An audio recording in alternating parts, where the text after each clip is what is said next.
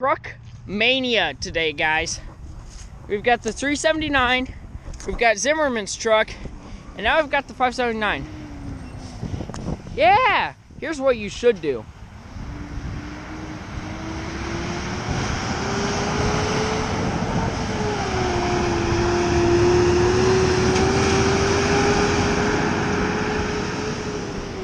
That there's what you should do. Don't do what happened to Brad. Don't do that.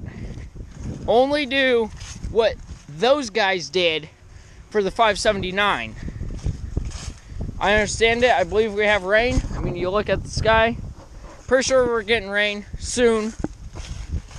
If that's the case, we're trying to get our crops out of the fields, and we're just trying to get everything put in the bin before it gets wet.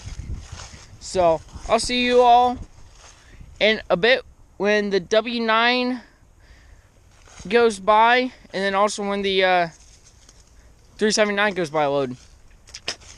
I'll see you all in a bit.